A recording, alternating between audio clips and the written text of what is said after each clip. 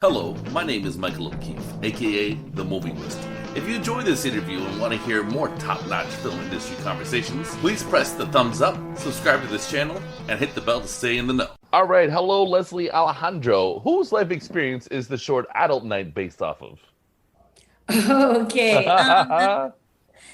So to be clear, wasn't quite a swingers party, but definitely some tones and inspiration from an event that the writer went through. So Okay. yes, it's Derek Ray, Okay. not me and Kevin. And did he go to an LA swingers club? Where was this? Or party? Where was this? It was in Hollywood. I think him and his girlfriend at the time, they had met somebody at a club. I believe that's kind of where it was inspired at. And then things got a little funky and yeah. Well, You went straight for the juice. Oh yeah, heck yeah. I think like it's one of those things that can easily be over exaggerated, like what goes on in Hollywood with swinging or you know, people the QAnon people can get a little out of control. But there is some legitimately weird stuff happening, not just in LA, even where I'm at, you know. But it's cool. I think it's a great topic for a short. What are your personal thoughts on swinging? Can it be a healthy release, or is it just depraved stuff? Well, I mean, honestly, I believe it's really up to the couple.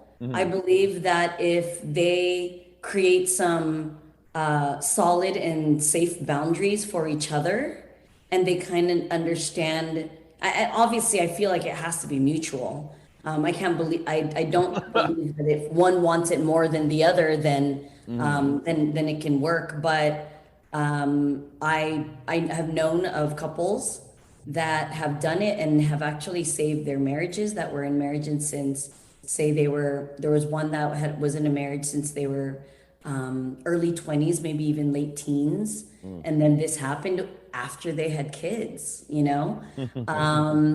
And it kind of just, I think what it really helped with them ultimately, I think there was like an underlining lesson for them was communication, and learning how to communicate with each other was kind of like the boundaries. I think all the other fun stuff just kind of added to the frills and excitement to it.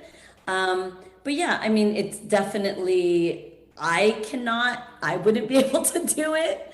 I don't think I'm a little too, I don't know, I guess you could say possessive over my man. So I wouldn't be able to do it, but I don't knock it. I don't judge it. Yeah. But yeah, I think it can work as long as two people are decide that it's the right thing for them in the relationship.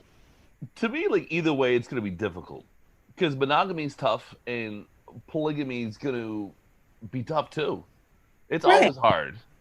Yeah, I mean, it depends what you need out of it, though, right? I mean, if you're talking about swinging, I think most of the time it's literally there for just the action, and what they need sexually, as a couple or as individuals. And then now when you're going into polygamy, though, that's a whole nother set of boundaries that you have to discuss with your partner. Same again, I had just met somebody recently who is in a relationship with her girlfriend who is in a polyamorous marriage.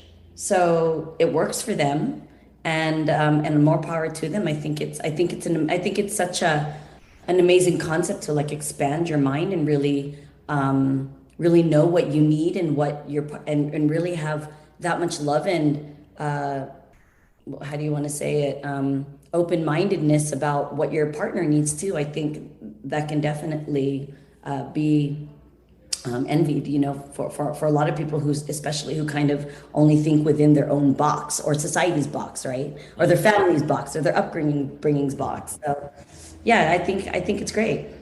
Cool. Okay, so tell me how does it feel to have this short in the Los Angeles Asian Pacific Film Festival? Very exciting. I'm super excited to represent the Asian community, and the Filipino community, which that's who my ethnicity and heritage comes from. And I'm honored to be part of it, and to kind of show that, you know, all the creatives that really exist in that realm. Cool. And I also love the New York Asian Film Festival. That's a lot of fun too. I haven't been to that one or done that one yet. So yeah, I'm sure. Well, fingers crossed. I hope it works out. They play really cool movies and movies you'll never see otherwise. Movies from Malaysia or Bhutan or Kazakhstan. It's great. Oh yes, yeah, I love it. What I'm excited about with LA Asian Pacific is also they do have an entire block dedicated to Filipino directors and creators and art and filmmakers. So I think that that's really really cool. But I think also just because ours wasn't Filipino centric or Yeah. Filipino centric, ours was kind of thrown in the I think it's called jukebox different varieties. Even though my sister and I, who are both Filipino, my sister produced the short, and then I co-directed it with Kevin. Right. I love the manic quality of the acting. How was that achieved? Well, I think Kevin Alejandro and Leslie Ann Brandt already had such they have natural chemistry and then also were friends. So there was a lot of trust within what they wanted to accomplish with their characters. We did a lot of rehearsal prior to actually shooting. So I feel that when it was time for the shoot date, we shot this all in one day. I think we were so prepared that it was a lot smoother than we had imagined. So, we had done the blocking before. We had, of course, shot listed before, and also just with the amazing creatives that we ended up working with, from the props to wardrobe to our DP. And then also the extras and the other actors that were in it as well. I mean, Hmm. everyone just wanted to create something really cool, and I think it came together because of the collaboration that we had done with each other prior and then during. Yeah, it was a lot of fun to watch. I rarely laugh out loud during a short for like multiple minutes. So Oh, that's amazing to hear. yeah, lots of fun. And I obviously a lot of that comes from the actors, but I also thought the set was really cool. Tell me about getting that set together. So we wanted something very quirky. We had considered building set out, and I'm a photographer by trade, so I have a lot of access to different types of sets.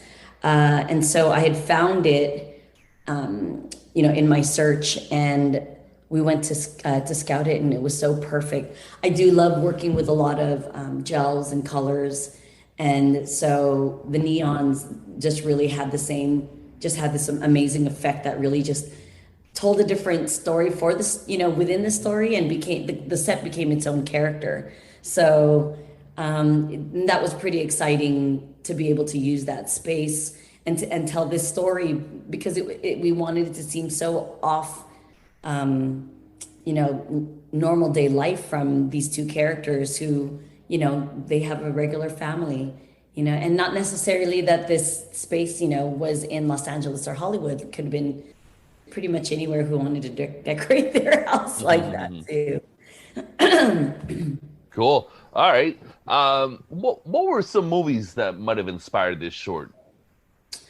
Oh, so we kind of wanted to give it a bit of a Judd Apatow tone, which is kind of Mm. creating this heightened reality, right, in within a situation. And so things like 40-Year-Old Virgin. What else did we watch? That we watched Date Night. It was kind of a little bit of that manic. Oh yeah, yeah, totally good. Yeah. Yeah, that kind of brought in between that and kind of gave their quick exchange. We wanted to show these characters as people who just really, really knew each other, who trust each other, who can talk to each other freely because of, it really showed the closeness of their relationship and also the trust that they had with each other as well to try and figure out how to get through this situation together. So yeah, I guess those are the kind of movies that we were looking at. Cool. All right. So, like I said, this is a really good short, and I laughed a lot. And rarely do I enjoy short films. Usually, I find it, sort of sort of a slog. People you want them to get something out of the exercise, but they're not really there to be enjoyed. It feels like a lot of the time. Um, People are learning. And no, I completely yeah. get. I have to, put away my snob machine when I get into watching short films too, and just really enjoy it for the creativity and that most everybody puts into it, trying to figure out their craft, and that's the part that I definitely can appreciate. Um, but at the same time, it's, short films because it's accessible to make, and people can literally make them out of no money with their phones nowadays. I understand, where your attitude comes from. Yeah, it's like a pleasant surprise. And I was wondering, what constructive criticism do you have to maybe offer these people who are resourceless and just things with whatever's accessible to them? Okay, so I mean, I first have to definitely start this portion of our conversation off by saying that even though we did it on such a low budget, we have access, and so we definitely have one up on most, especially beginning filmmakers. I think a lot of the times filmmakers also who can be so talented create something so incredible, but yet not have, say, the actors to be able to you know, show what they can actually do on screen, and that can be troublesome, but that's all they have to work with. So I definitely say that we are a little bit, like I just said, like a one up on most of, beginners in the industry, because we had access to professional editors, to professional DPs who we actually know, who trust us, trust our work, and even though they did it with no pay, we all knew that we were going to create something really good together because of the work that everybody already has done. So, I mean, I think the biggest thing, especially for people who are doing festivals right now, is get those contacts, meet those people, meet as many people as you can, and really see who you can vibe with, and see who shares your same vision, see who shares your same aesthetic. Because once you meet those people, then you guys can create everything and anything, So I don't want to say that, oh, hey, yeah, we just happened to make something really cool. I mean, I think we did because we have real professionals.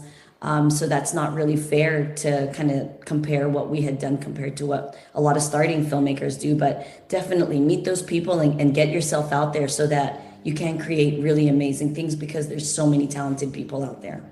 I like it. Was this shot before or during coronavirus? It was shot before. So it was actually shot last summer. And right now it's just getting the traction because everybody put on hold, kind of accept, everyone's trying to figure out how they were going to do these festivals. So it took a long time for people to start really, giving feedback on everything that we had applied for. So yeah, this was shot last year. Cool. Wow. Well, Leslie, thanks a lot for your time. Any final words you would like to give on Adult Night and the swinger culture? Don't knock until you try it. Yeah. Can I do that? I guess. I don't know. As for Adult Night, I'm pretty proud of this film, and I'm excited it's making its run. LA Asian Pacific Film Festival is our second Oscar qualifying festival. We're waiting for another one. We've got NALIP, Latino Media Festival coming up. We got the LA Brazilian Film Festival coming up. We have Soho Film Festival coming up. We've just got a lot. So just go to at Adult Night, the short on Instagram to follow. Go to at Alejandro Films _ to follow and see what our updates are.